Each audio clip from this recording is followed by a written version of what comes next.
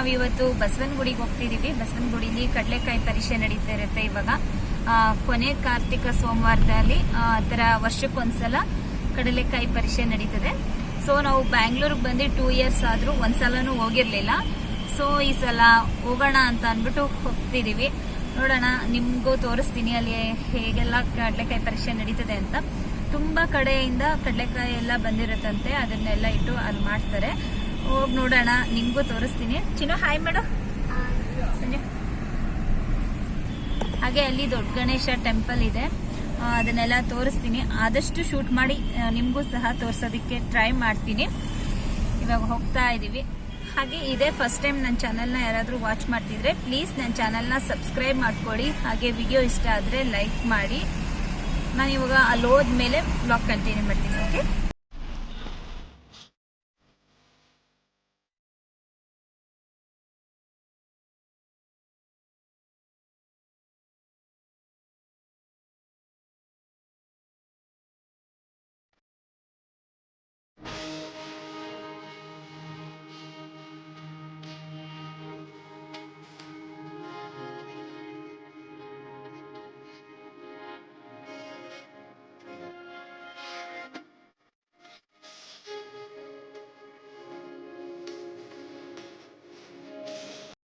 Friends, ನಾವು finally ಕಡಲೆಕಾಯಿ ಪರೀಕ್ಷೆ ನಡೀತಿರೋಂಥ ಪ್ಲೇಸ್ಗೆ ಬಂದ್ವಿ, ಬಸವನಗುಡಿಗೆ.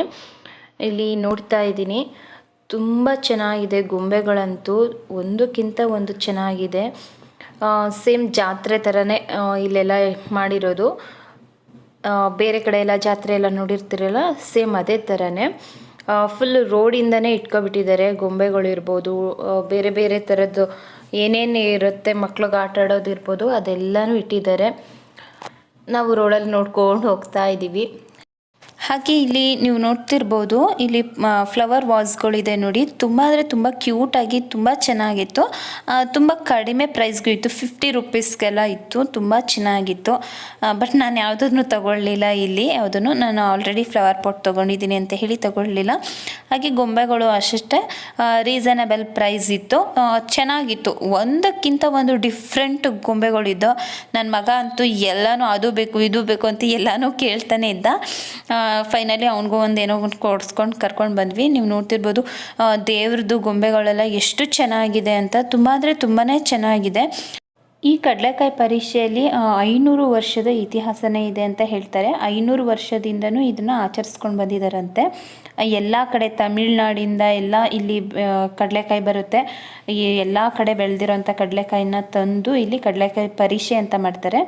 ಹಾಗೆ ನೀವು ನೋಡಿ, ಇಲ್ಲಿ ಇದ್ದಂಥ ಜಾಕೆಟ್ಸ್ ಎಲ್ಲ ತುಂಬ ರೀಸನಬಲ್ ಪ್ರೈಸ್ಗಿತ್ತು.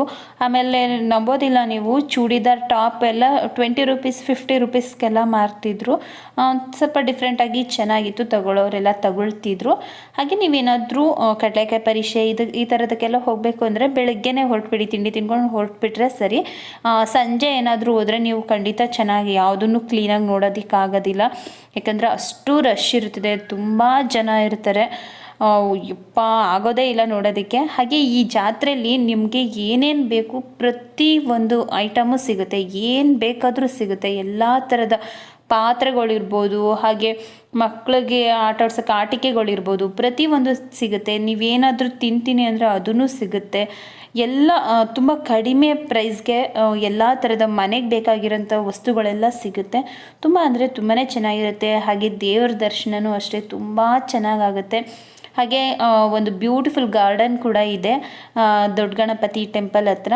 ನೀವು ಸ್ವಲ್ಪ ಬೇಗ ಹೋದರೆ ಅದನ್ನೆಲ್ಲ ಎಂಜಾಯ್ ಮಾಡ್ಕೊಂಡು ಬರ್ಬೋದು. ನನಗಂತೂ ತುಂಬ ಅಂದರೆ ತುಂಬ ಇಷ್ಟ ಆಯಿತು. ಜಾತ್ರೆ ತುಂಬಾ ಚೆನ್ನಾಗಿ ಮಾಡಿದರು. ಹಾಗೆ ಮಕ್ಕಳನ್ನ ಆಟ ಆಡ್ಸೋದಕ್ಕೂ ಇರ್ಬೋದು, ಪ್ರತಿಯೊಂದು ಬಂದಿರುತ್ತೆ. ಆಟ ಆಡಿಸ್ಕೊಂಡು, ತಿಂಡಿ ತಿನ್ನಿಸ್ಕೊಂಡು, ಜಾತ್ರೆ ಸುತ್ತಾಡ್ಕೊಂಡು, ದೇವ್ರ ದರ್ಶನ ಮಾಡಿಕೊಂಡು ಆರಾಮಾಗಿ ಒಂದು ಡೇನ ಚೆನ್ನಾಗಿ ಫುಲ್ ಹ್ಯಾಪಿಯಾಗಿ ಟೈಮ್ ಸ್ಪೆಂಡ್ ಮಾಡ್ಬೋದು. ತುಂಬ ಖುಷಿ ಆಯಿತು ನನಗಂತೂ. ಮನೇಲಿ ಇದು ಬೋರ್ ಆಗೋರಿಗಂತೂ ಈ ಥರ ಯಾವಾಗಲಾದರೂ ವರ್ಷಕ್ಕೊಂದ್ಸಲ ಏನಾದರೂ ಈ ಥರದಕ್ಕೆಲ್ಲ ಹೋದರೆ ತುಂಬ ಚೆನ್ನಾಗಿರುತ್ತೆ, ಒಂಥರ ಮೈಂಡ್ ಫ್ರೆಶ್ ಅನಿಸುತ್ತೆ.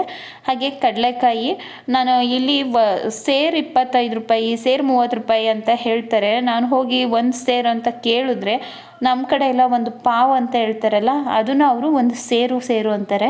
ನನಗೆ ಆಶ್ಚರ್ಯ ಆಯಿತು, ಇದನ್ನ ಯಾರಾದರೂ ಸೇರು ಅಂತಾರಾ ಅಂತಲೇ ಕೇಳಿದೆ ನಾನು. ನಾವೆಲ್ಲ ಇಲ್ಲಿ ಹಾಗೆ ಹೇಳೋದು, ಇದಕ್ಕೇ ಸೇರು ಅನ್ನೋದು ಅಂತ ಅಂದರು. ತುಂಬ ಆದರೆ ಕಡಲೆಕಾಯಿ ರೇಟೆಲ್ಲ ತುಂಬಾ ಜಾಸ್ತಿ ಅಂತ ಅನ್ನಿಸ್ತು. ಒಂದು ಪಾವ್ಗೆ 30 ರುಪೀಸ್ ಎಲ್ಲ ಹೇಳ್ತಾರೆ. ಆದರೆ ಇಲ್ಲಿ ಬಂದವರೆಲ್ಲ ಪ್ರತಿಯೊಬ್ಬರು ಕಡಲೆಕಾಯಿನ ತಗೊಂಡು ಹೋಗೇ ಹೋಗ್ತಾರೆ. ಸೊ ಅದಕ್ಕೆ ನಾನು ತಗೊಂಡು ಬಂದೆ. ಚೆನ್ನಾಗಿತ್ತು ಕಡಲೆಕಾಯಿ, ಒಂಥರ ಬೇರೆ ಕಡೆ ತಗೊಂಡು ಬಂದಿದ್ದೆ, ತುಂಬ ಚೆನ್ನಾಗಿತ್ತು. ನೀವು ನೋಡ್ತಿದ್ದೀರಲ್ವ, ಜಾತ್ರೆನ ಫುಲ್ ನಾನು ಎಷ್ಟಾಗುತ್ತೋ ಅಷ್ಟು ಶೂಟ್ ಮಾಡಿದ್ದೀನಿ. ಹಾಗೆ ಟೆಂಪಲ್ಸ್ ಎಲ್ಲನೂ ನಾನು ಆದಷ್ಟು ಶೂಟ್ ಮಾಡಿ ತೋರಿಸಿದ್ದೀನಿ. ಸೊ ವಿಡಿಯೋ ಸ್ಕಿಪ್ ಮಾಡದೆ ಎಂಡ್ವರೆಗೂ ನೋಡಿ. ಹಾಗೆ ಇದೆ ಫಸ್ಟ್ ಟೈಮ್ ನನ್ನ ಚಾನಲ್ನ ನೋಡ್ತಿದ್ರೆ ಪ್ಲೀಸ್ ನನ್ನ ಚಾನಲ್ನ ಸಬ್ಸ್ಕ್ರೈಬ್ ಮಾಡಿಕೊಂಡು ಹಾಗೆ ಪಕ್ಕದಲ್ಲಿ ಕಾಣಿಸೋಂಥ ಬೆಲ್ಲೈಕನ್ನ ಕ್ಲಿಕ್ ಮಾಡಿ. ಹೀಗೆ ಮಾಡೋದ್ರಿಂದ ನಾನು ಯಾವುದೇ ವೀಡಿಯೋಸ್ ಹಾಕಿದ್ರೂ ಫಸ್ಟು ನೋಟಿಫಿಕೇಷನ್ ನಿಮಗೆ ಬರುತ್ತೆ. ಹಾಗೆ ಫ್ರೆಂಡ್ಸ್, ಇನ್ನೊಂದು ಇನ್ಫಾರ್ಮೇಷನ್ ಕೊಡಬೇಕಿತ್ತು. ಕಡಲೆಕಾಯಿ ಪರೀಕ್ಷೆ ವರ್ಷದಲ್ಲಿ ಒಂದೇ ಸಲ ನಡೆಯೋದು. ಅಂದರೆ ಕಡೆ ಕಾರ್ತಿಕ ಸೋಮವಾರ ಮತ್ತು ಮಂಗಳವಾರ 2 ದಿನ ನಡೆಯುತ್ತೆ ಅಷ್ಟೇ. ಅದಾದಮೇಲೆ ಇರಲ್ಲ. ಬರೀ ಟೆಂಪಲ್ಗೆ ಹೋಗಿ, ನೀವು ಬಸವನಗುಡಿ ಟೆಂಪಲ್ಗೆ ಹೋಗಿ ನೋಡ್ಕೊಂಡು ಬರ್ಬೋದು ಅಷ್ಟೇ. ಆದರೆ ಜಾತ್ರೆ ಎಲ್ಲ ನಡೆಯಲ್ಲ. ಇದು ವರ್ಷಕ್ಕೆ ಒಂದೇ ಸಲ ನಡೆಯೋದು.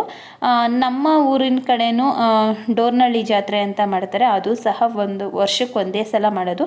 ಅದು ಕೂಡ ಇಷ್ಟೇ ಚೆನ್ನಾಗಿರುತ್ತೆ, ಇಷ್ಟೇ ಗ್ರ್ಯಾಂಡಾಗೆಲ್ಲ ಮಾಡ್ತಾರೆ. ಅಲ್ಲೂ ಅಷ್ಟೇ ಇದೇ ಥರ ಎಲ್ಲ ಥರದ ವಸ್ತುಗಳು ಸಿಗುತ್ತೆ. ಇಲ್ಲೂ ಅಷ್ಟೇ ಪ್ರತಿಯೊಂದು ಸಿಗುತ್ತೆ ನಿಮಗೆ. ಸ್ವೆಟರ್ ಇರ್ಬೋದು, ಡ್ರೆಸ್ ಇರ್ಬೋದು, ಪಾತ್ರೆಗಳಿರ್ಬೋದು, ಮಕ್ಳಿಗೆ ಆಟಾಡ್ಸೋಂಥ ಆಟಿಕೆಗಳಿರ್ಬೋದು, ಏನಾದರೂ ತಿಂಡಿ ತಿನ್ನಬೇಕು ಅಂತೀರಾ ಅದು ಪ್ರತಿಯೊಂದು ಸಿಗುತ್ತೆ. ತುಂಬ ಅಂದರೆ ತುಂಬ ಇಷ್ಟ ಆಯಿತು. ತುಂಬ ರೀಸನಬಲ್ ಪ್ರೈಸು ಇದೆ. ಆದರೆ ಕಡಲೆಕಾಯಿ ಎಲ್ಲ ಸ್ವಲ್ಪ ಜಾಸ್ತಿ ಅಂತ ಅನಿಸ್ತು ನನಗೆ. ನೀವು ಹಾಗೆ ನೋಡ್ಕೊಂಡು ಹೋಗಿ. ಜಾತ್ರೆ ಅಂತೂ ನೀವು ತುಂಬ ಚೆನ್ನಾಗಿ ಎಂಜಾಯ್ ಮಾಡ್ತೀರಾ.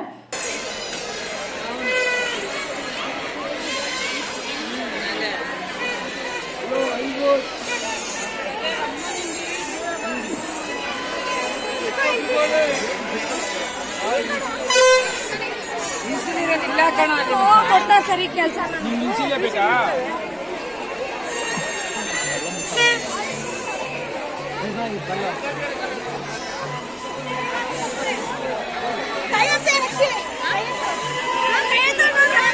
ಒಂದು ಪೀಸ್ ಓಡ್ಲಿ 300.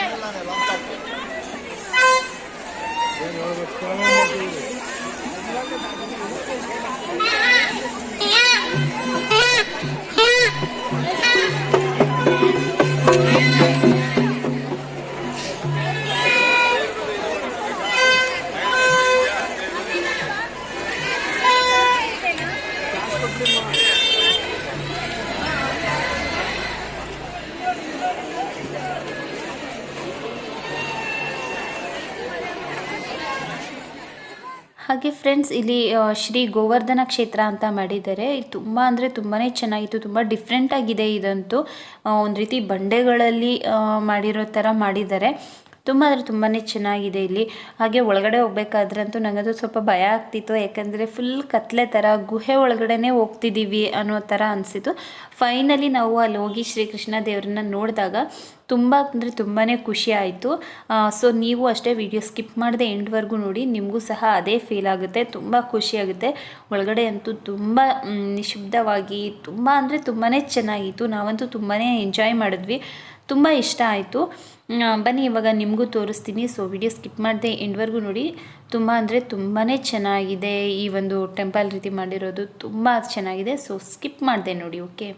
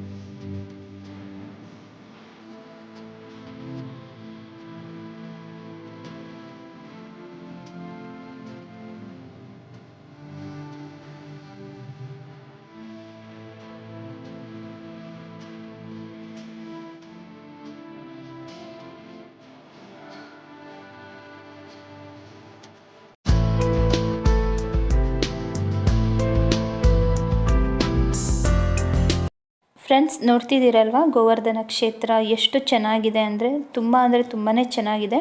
ಅಲ್ಲಿ ಮಾಡಿರೋಂಥ ಒಂದೊಂದು ಮೂರ್ತಿನೂ ಸಹ ಒಂದೊಂದು ಅರ್ಥನ ಕೊಡುತ್ತೆ. ತುಂಬ ಡಿಫ್ರೆಂಟಾಗಿ ಮಾಡಿದ್ದಾರೆ. ಹಾಗೆ ನೀವು ಮಧ್ಯದಲ್ಲಿರೋಂಥ ಮೂರ್ತಿನ ನೋಡ್ಬೋದು, ಕೃಷ್ಣ ಮೂರ್ತಿನ ತನ್ನ ಕಿರು ಬೆರಳಲ್ಲಿ ಗೋವರ್ಧನ ಗಿರಿನ ಹಿಡ್ಕೊಂಡಿರೋ ಥರ ಇದೆ. ತುಂಬ ಅಂದರೆ ತುಂಬಾ ಚೆನ್ನಾಗಿದೆ. ನಮಗಂತೂ ತುಂಬ ಇಷ್ಟ ಆಯಿತು, ಏನೋ ಒಂಥರ ಸಖತ್ ಇಷ್ಟ ಆಯಿತು. ಹಾಗೆ ಅಲ್ಲಿ ಕೂತ್ಕೊಂಡಾಗಂತೂ ಮನಸ್ಸಿಗೆ ಒಂಥರ ನೆಮ್ಮದಿ ಶಾಂತಿ ಸಿಗೋ ಥರ ಅನ್ನಿಸ್ತಿತ್ತು.